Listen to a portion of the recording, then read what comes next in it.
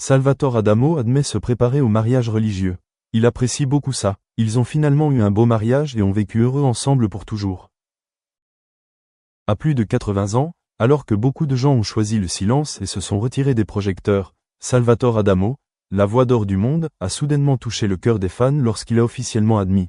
Il se prépare pour un mariage à l'église avec sa femme de longue date, Nicole.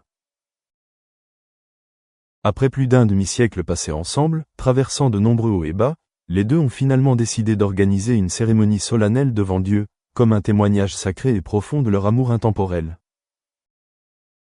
Salvatore Adamo, qui chantait autrefois l'amour avec des notes douces mais parfois douloureuses, continue aujourd'hui d'écrire une chanson d'amour sur sa propre vie. Pour lui, célébrer un mariage dans une église n'est pas seulement un rituel, mais aussi un rêve chéri depuis longtemps. À l'époque, jeunes hommes aux ambitions musicales, lui et Nicole avaient choisi une vie simple, loin des paillettes. Ils se sont réunis avec sympathie et confiance, sans avoir besoin d'un mariage somptueux. Cependant, à mesure que l'âge avançait, lorsqu'il réalisa que sa vie touchait à sa fin, il voulut faire quelque chose de spécial, non pas pour le public, mais pour son propre cœur et pour la femme qui avait toujours été là, silencieusement à ses côtés depuis plusieurs décennies. Dans une récente interview accordée à la presse, Adamo a confié, le regard rayonnant. J'ai chanté des centaines d'amours dans ma musique, mais mon plus grand amour reste la femme qui m'accompagne depuis toujours. Et je crois que le moment est venu pour moi de dire au monde entier que je veux l'épouser à nouveau, mais cette fois devant Dieu. Nicole, l'épouse réservée qui reste toujours loin des projecteurs, ne pouvait cacher ses émotions. Ses proches ont raconté qu'elle avait fondu en larmes lorsque Adamo l'avait à nouveau demandé en mariage lors d'une simple soirée à leur domicile en Belgique, où ils avaient passé la majeure partie de leur vie ensemble. Je n'ai pas besoin d'un gros bouquet de fleurs, je n'ai pas besoin d'une nouvelle bague. J'ai juste besoin de ce regard, de cette voix et de ce cœur, comme au premier jour, a déclaré Nicole. Leur mariage devrait avoir lieu dans une petite église de la campagne française, un lieu associé à de nombreux souvenirs de la famille Adamo.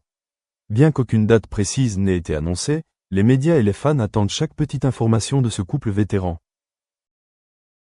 De nombreux collègues artistes et amis proches ont également exprimé leur joie et leur enthousiasme d'assister à ce moment sacré. Cet événement n'est pas seulement un mariage, mais aussi une affirmation du pouvoir de l'amour durable. Au cours de sa carrière artistique de plus de 60 ans, Salvatore Adamo a connu de nombreux événements, des périodes de crise mentale, des problèmes de santé qui l'ont obligé à arrêter temporairement de se produire et des périodes où sa musique semblait dépassée. Mais à côté de lui, il y a toujours une Nicole qui le soutient, qui prend soin de lui et qui lui fait confiance en toute discrétion. Ce mariage est donc un remerciement, une fin heureuse à une histoire d'amour qui a résisté à l'épreuve du temps. Ses enfants, Amélie, Benjamin et Anthony, ont également été profondément émus. Ils ont partagé que leurs parents leur ont appris non seulement à aimer, mais aussi à préserver l'amour à travers les actions les plus simples de la vie quotidienne. Pour eux, l'image d'un père chantant des chansons d'amour tandis qu'une mère assise tranquillement dans le public, tenant un petit bouquet de fleurs, est le symbole d'un lien muet mais durable. La santé de Salvatore Adamo est actuellement stable, même s'il ne fait plus de tournées régulières. Il compose et pratique toujours sa voix chaque matin par habitude pour entretenir sa passion. Il écrit notamment une nouvelle chanson d'amour, non pas pour la publier, mais pour la chanter en privé lors de la cérémonie de mariage. Selon lui, ce sera une chanson simple, avec une mélodie douce comme une prière, une promesse qu'il veut dédier à sa femme bien-aimée, la dernière chanson qu'il a écrite par amour et la première chanson qu'il a dédiée à une personne. On peut dire que lorsque Salvatore Adamo a admis qu'il se préparait à un mariage à l'église, qui semblait jeune par rapport à son âge, ce n'était pas seulement une décision romantique. C'est un message profond, l'amour ne vieillit jamais, n'arrive jamais en retard et mérite toujours d'être célébré, d'être honoré, quel que soit l'âge. Et son histoire avec Nicole, un amour durable, fidèle et discret, restera à jamais un beau morceau de musique, résonnant à jamais dans le cœur de ceux qui aiment la musique et les vraies valeurs de la vie. Les habitants du village où ils ont choisi de célébrer le mariage n'ont pas pu cacher leur émotion et leur fierté. Beaucoup ont déclaré avoir grandi en écoutant les chansons d'amour des Adamo, et assister à un tel mariage légendaire était un honneur incroyable. L'ancienne église où se déroulera la cérémonie a été délicatement décorée, de style intime et classique, fidèle au style lyrique de sa musique. Pas de couleurs flashy ni de lumières aveuglantes, mais des fleurs blanches, des bougies vacillantes et des sons de piano doux dans l'air, de quoi faire fondre tout cœur qui croit encore en l'amour.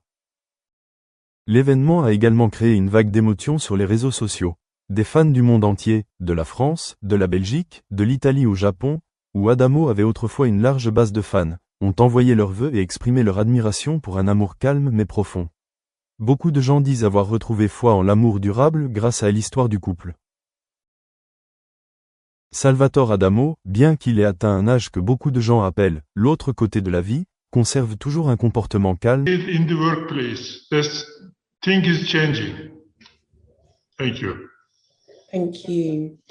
I think we're beginning to consider the role of lifelong learning a lot more in you know, what institutions and universities should be providing to their students. And Funda, you mentioned speaking with alumni about what they do after graduation. And so, Ulku, perhaps you could speak to us a little bit about what do you find that lifelong learning is something that you're considering more and more, and is that something that you are offering students? Thank you very much. I'm Ülkü Gürler, the Dean of Faculty of Business Administration at Bilkent University. I think lifelong learning is a key word with a very, very rapidly changing environment, digital facilities, technical facilities.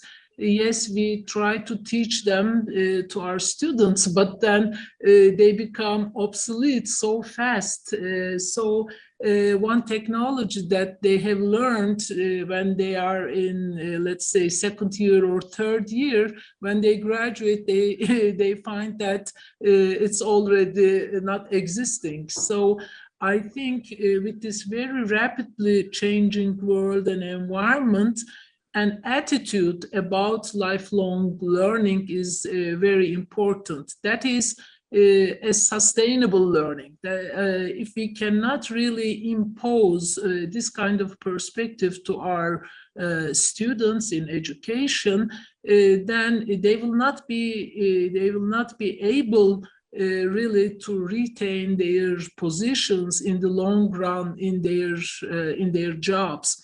So when we talk about employability, I think first thing we should do is to really find out what are the needs of the society at large, industry and business, and then try to develop those skills in our students. At Bilkent FBA, we basically do this by collaborating with business people.